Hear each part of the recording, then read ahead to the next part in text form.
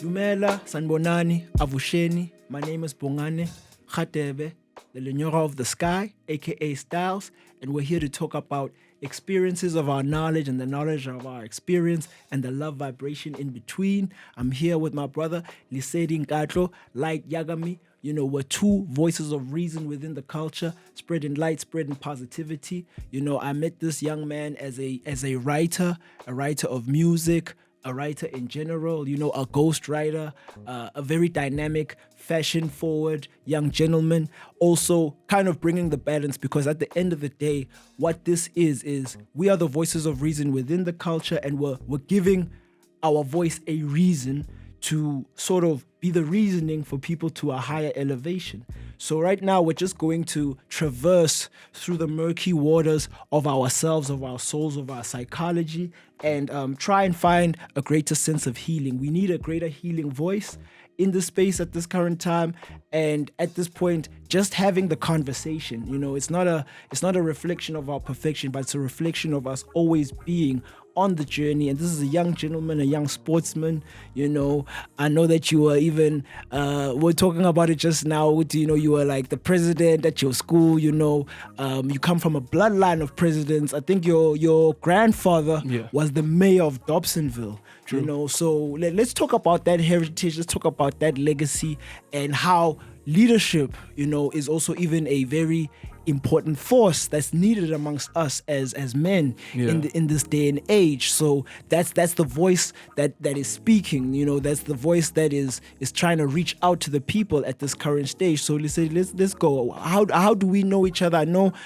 that it was within my woke arts journey. Yeah. You know, woke arts was the conscious art movement that I had led, that involved music, poetry, visual art, theater. You know, giving a greater sort of ethos and vision for our own narrative, for us telling our own stories and looking within and giving people a greater compass to a greater elevation through the arts. So I know that I met you through that journey, but I've never gotten actually your side of the story on that. And let's have that conversation amongst the people. All love. Inside, my brother. Actually, first and foremost, what an intro. What an intro. You can just tell why we get along. You're a writer, you're a rapper. So that intro, man, killed it. Mm-hmm. Back to how we met, right? Woke Arts, we on Twitter. Woke Arts is going wild during the time. Mm-hmm. All the homies that you're linking up with, from Abu Menzi, OK Wasabi, Abu George, the Nouveaux of the world, Tube, now a shout out to all the homies. All love. These are all spaces the homies are like going into, right? So like, that's how I'm finding out about like woke arts. Like, oh shit, this is a space people go to. Let me go check it out. And then that's how I got to know you. And then it goes back to a thing of, I think you only started getting interested in the music when Menzi dropped a short film called Two Sides of the Same Coin, right? And then he used one of my songs as the intro. Shaga Zulu. Right? For, the song's called Shaga Zulu. And then like, you heard Shaga Zulu and was like, nah. The bars, the delivery was fire. Who is this? Then you actually hit me up on SoundCloud DM like, yo, boy, is this you? Like, yeah, it's me.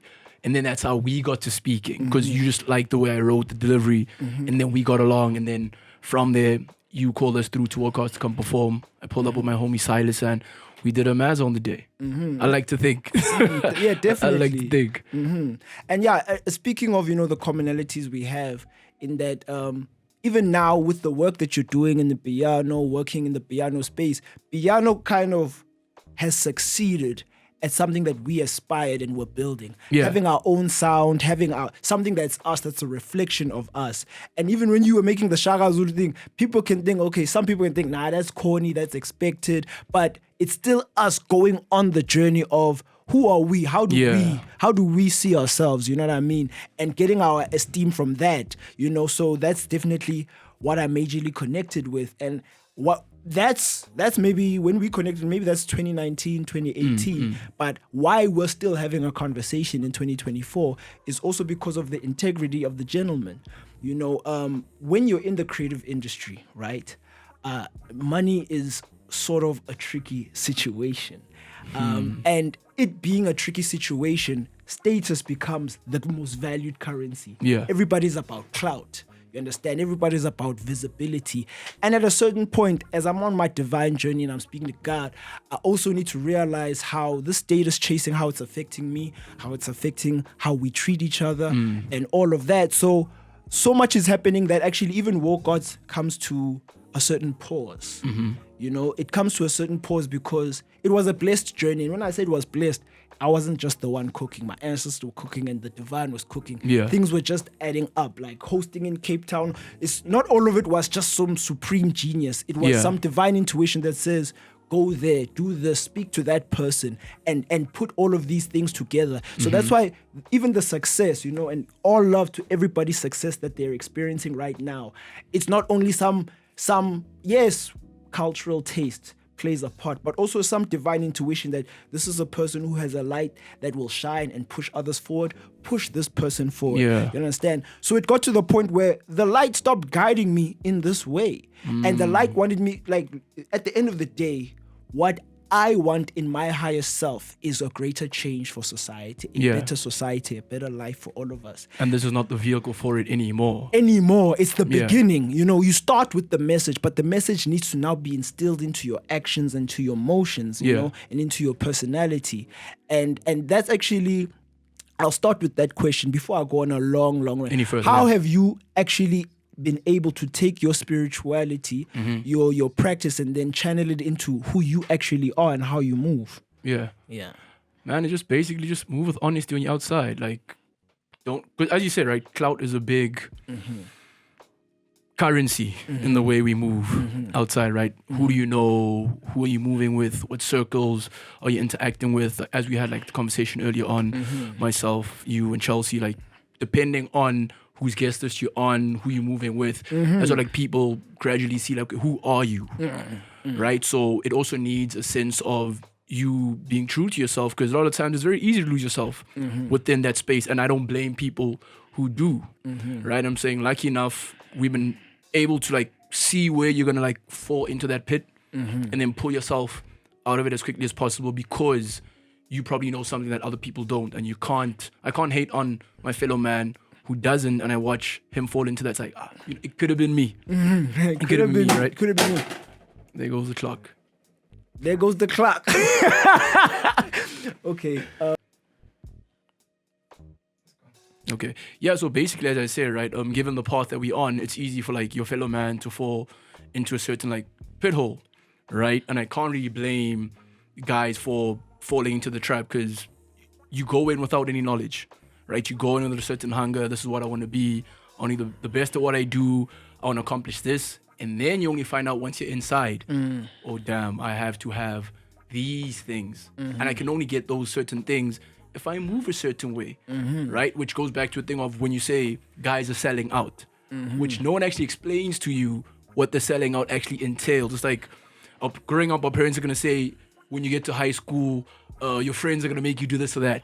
And then you get to high school, no one actually forces you to do anything. You actually feel pressure yourself to like, damn, all the homies are smoking. And then they ask you, yo, I could. And then no one forced you to do anything, right? But you felt pressured to succumb to what the homies were doing. But now, because no one told you, by the way, this is how it comes about. Here's how they're going to come at you. You know, with silly rap crews trying to distract you. Yeah. Right? Yeah, I hear you. So you don't really know, right? So I'm like, I can't blame people who do. So definitely. The advantage I had, right, growing up in a home where my grandfather's like a diplomat, first mayor of Dobsonville, had my uncle following his shoes and became mayor right after him, which sounds like nepotism right now, right? But yeah, it is what it is. Yeah. Also, white people do it, so I can't hate on them for doing it, right? And he was qualified for the job. Exactly. Yeah. It was so built for it. Yeah.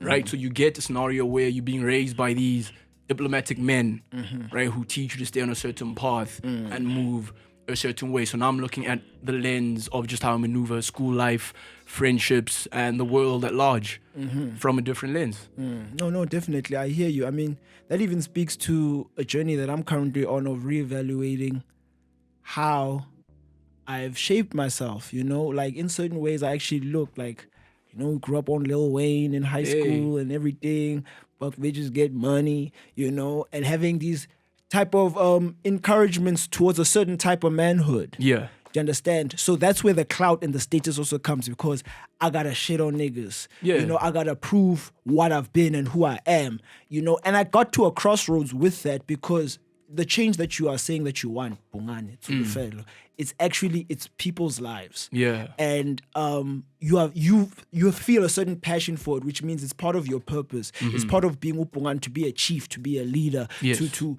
take peoples to greater ends with your deeds. You know, I come from a bloodline of teachers. These are people who raise and take young minds, shape young minds to go and create a better future. Yeah. So it's been a constant reoccurrence in my bloodline.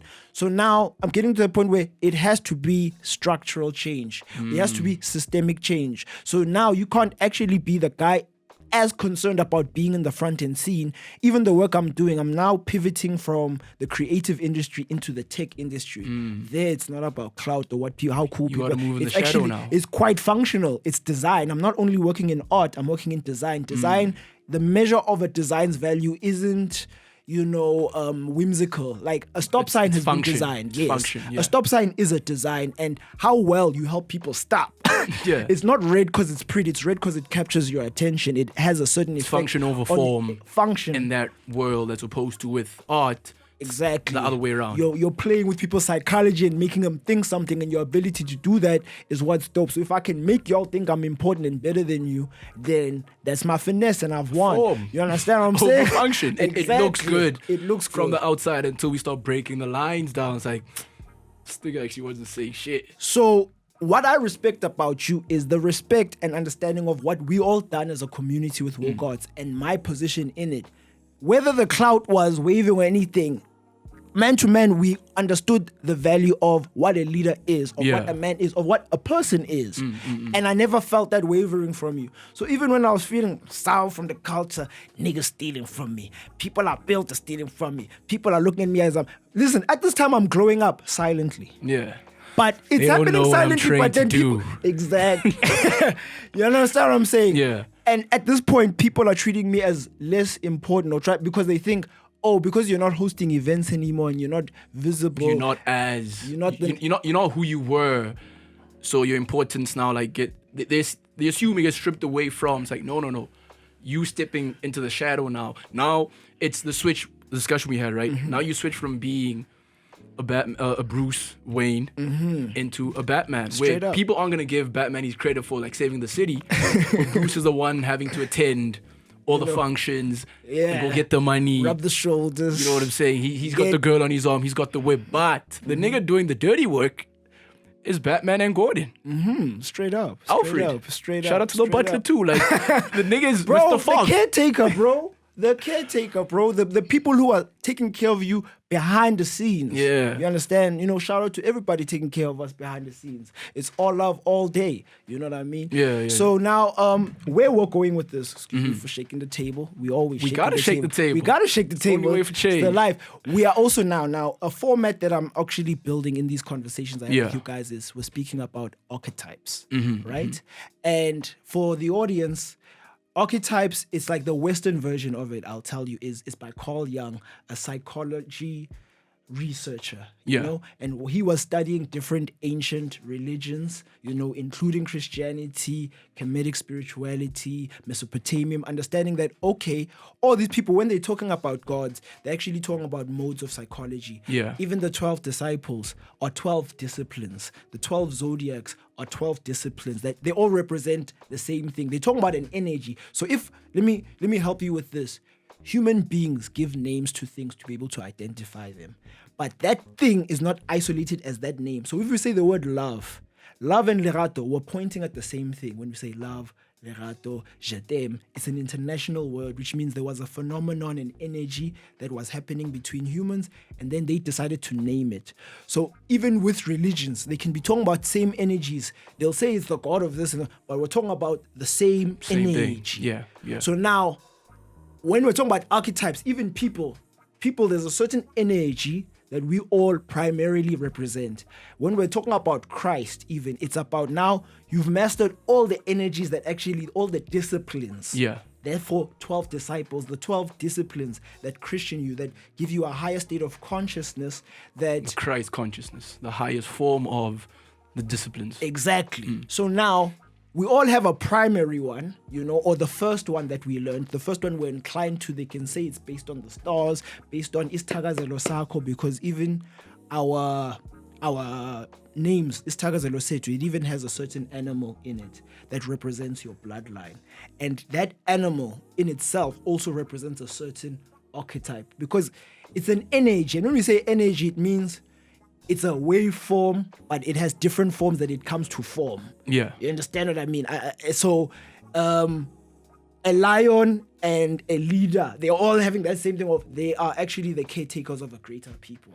I'm hoping that I'm connecting with that. But basically, right, if you're using Isbong, right, saying Undlovu, an elephant, right, what an elephant represents for this clan of people, or you take it to Mokwena, crocodile. So those type of animals representing how this clan moves. Like when they say about Kwena, referring to obviously the Tswana tribe that's the tribe that owns like platinum stars and most of the platinum mines in the northwest. Yes. Right? So you take those type of things and they kind of like determine how the clan or the group of people move.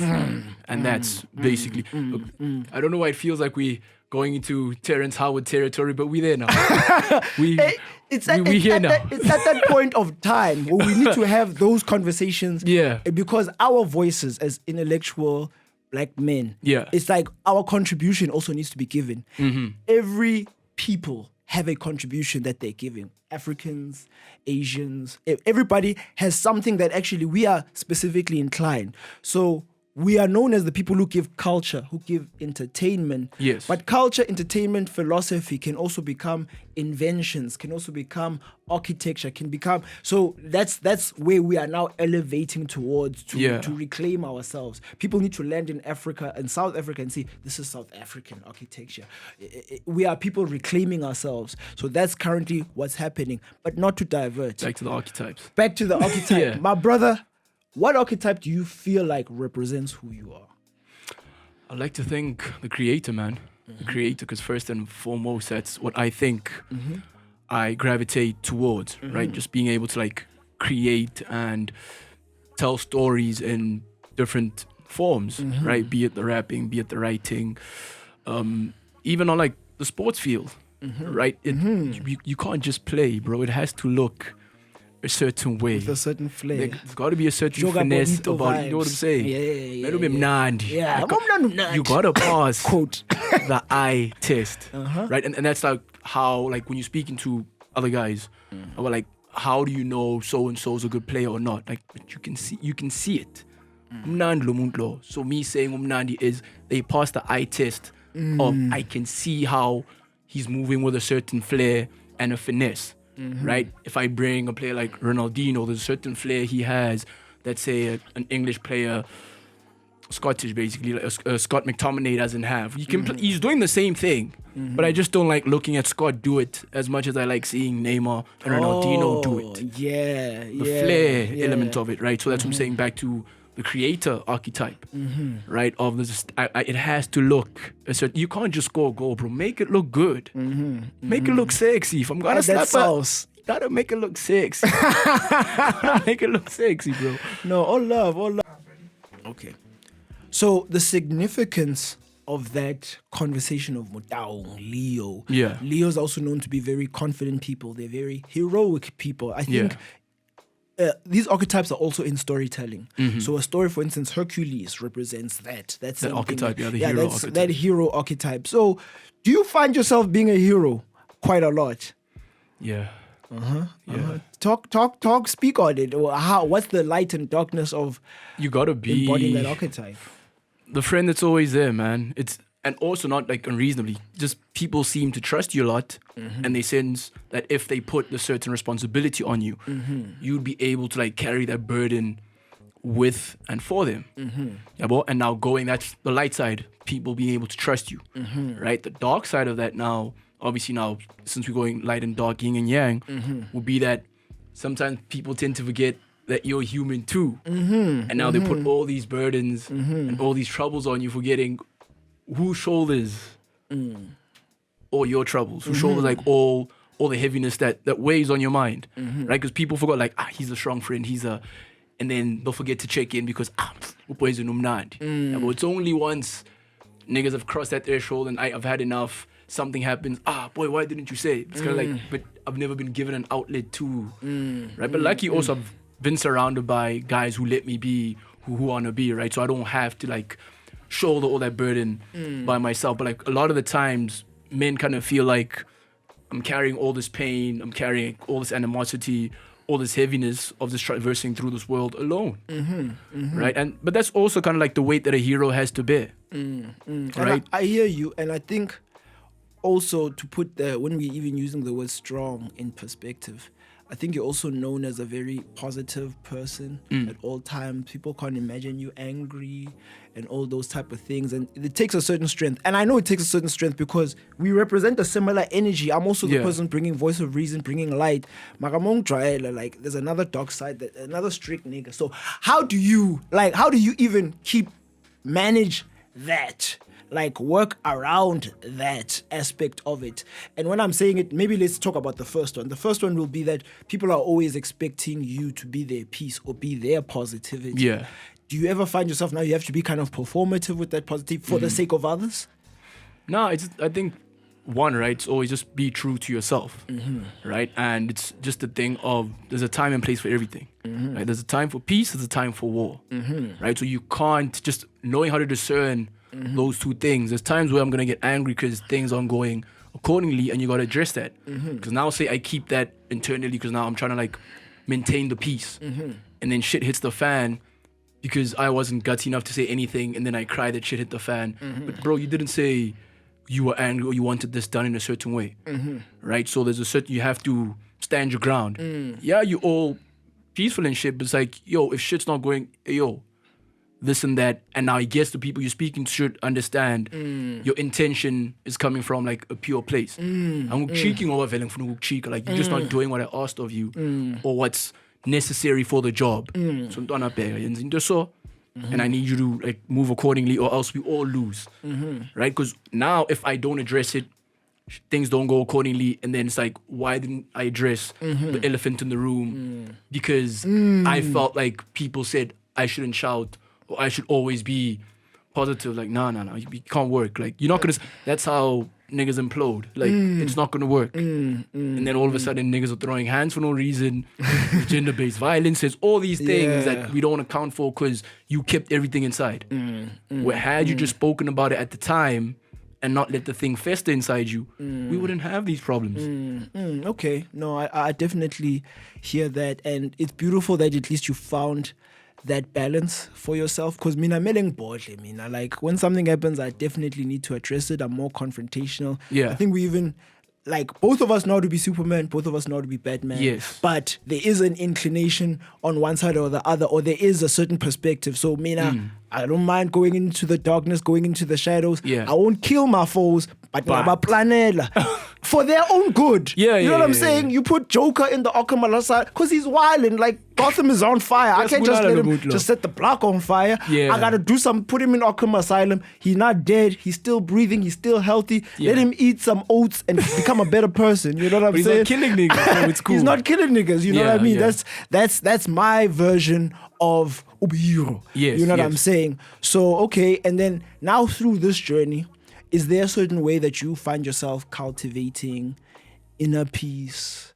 You know, because that's what I even realized. I was once at Afropunk and I was on a LSD trip. You know, I do psychedelics and they have given me certain realizations. I'm not going to say everybody must do them. Yeah, just your experience with... Mina ngumtim khulu, which means we are people who deal with umuti omkhulu. You know what I mean? We deal with muti and then we take the muti and then it gives us a certain realization. We come back down to earth and share that. You know, even the first... I'm not even a believer in believing, or I'm not a believer in God anymore. I've experienced God. I don't need to believe now because of these experiences of what I take. So now when I was on LSD and I was at Afropunk, this was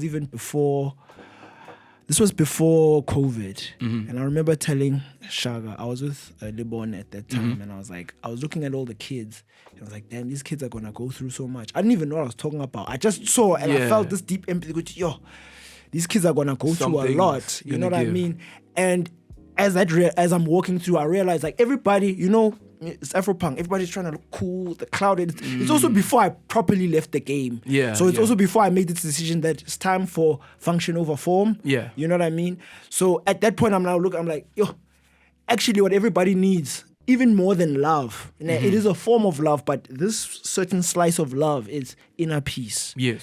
You know what I mean? And it's very hard to put that into nice formal words, but dog, self-acceptance, you are. A very wise lady told me actually patience is adjusting to the speed of things. Yes. So whether things are moving very fast or moving slow, you are like patient because you see the pace of the situation and you move with that pace. Yeah, you adjust accordingly. So it's like, it's peace, it's presence, it's patience. You know what I mean? People need that. And at that point, I started learning that. So when now I'm talking about it from that space. Yeah. When as Lesedi, is there certain practices, certain things you do that you feel like keep cultivating this inner peace within you? Yeah, man. Prayer is one of them, right? Prayer, meditation, just going off like runs, exercising, like because you're able to like think, right? When you're on these runs or when you're exercising, right? To like everything just tends to like block out, and you get to like see things from a different perspective. Yeah, bro. So like that's what I do when you feel like I will go sharp, right? Then just be still inside, because it gets very distracting. You get lost in the murk of things, and then things are moving too quickly, and it's like for you to like calm down and be at peace, right? And a lot of times it's very hard for people to be alone. People find it very hard to be, because now you have to look at yourself, right? And you find out sometimes all the people I'm pointing fingers at, a lot of those problems stem from yourself, right? Like you said, the insecurities, the self-loathing, the hate, all these things are you, right? And now you can't point a finger at someone else once you start realizing I'm actually at fault, right? So it's hard for people to want to actually sit down with themselves and look at themselves in the mirror. Yeah, but so once you can do that, then it's easy now to go like address someone else, because now I'm not actually addressing you from like a place of hate. I've sat with myself. I've seen this.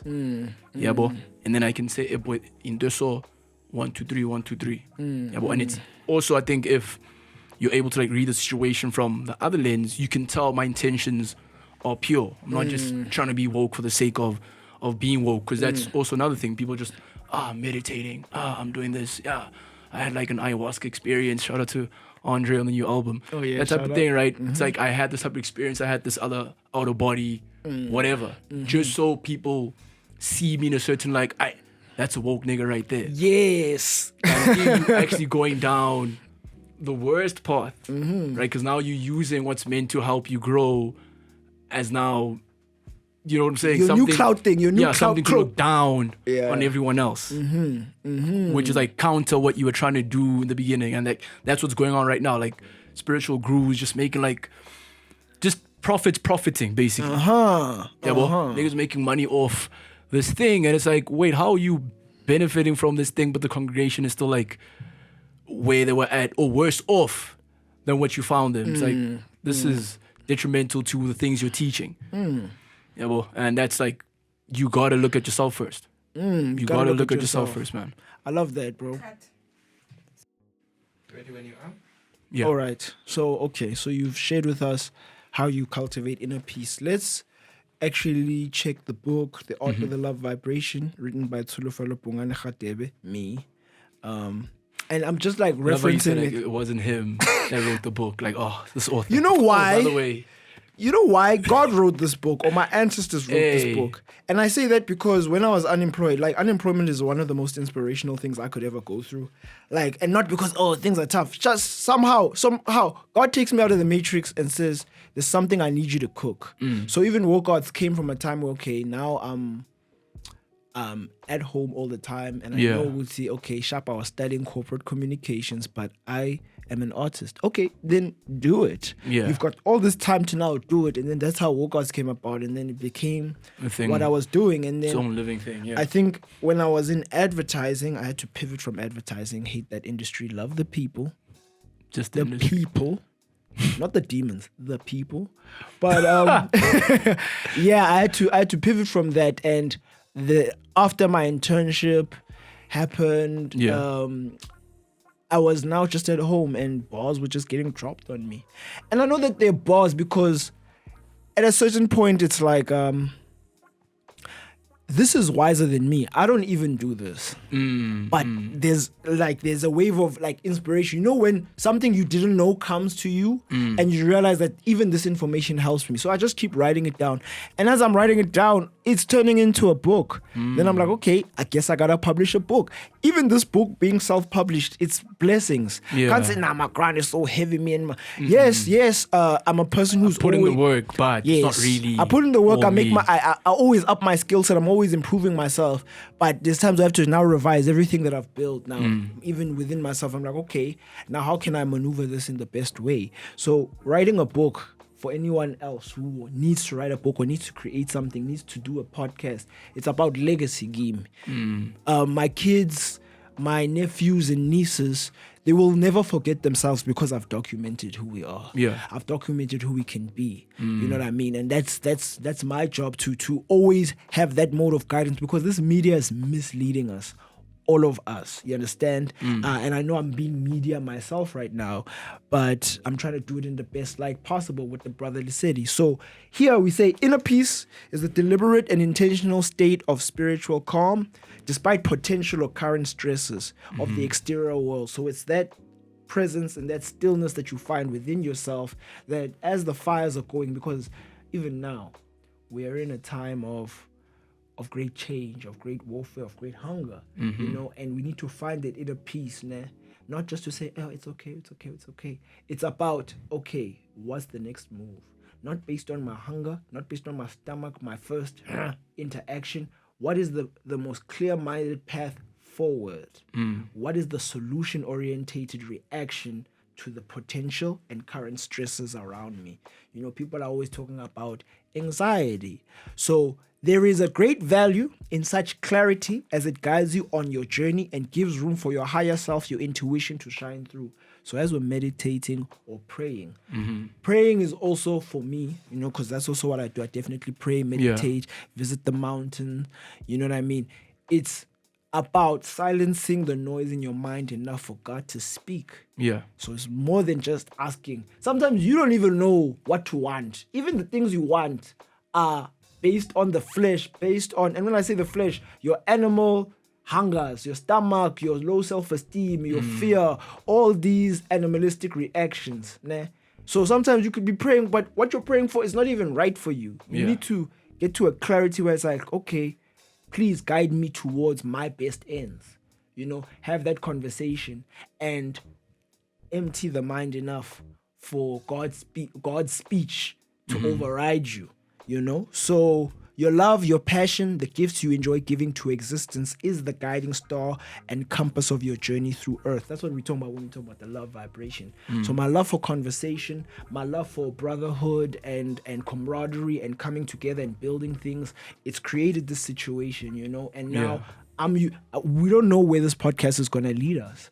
You know, we're creating value, and then value will attract opportunity. So even in that, in trying to find, okay, what's the best thing I can do and contribute? It's about looking into yourself and what do you like giving?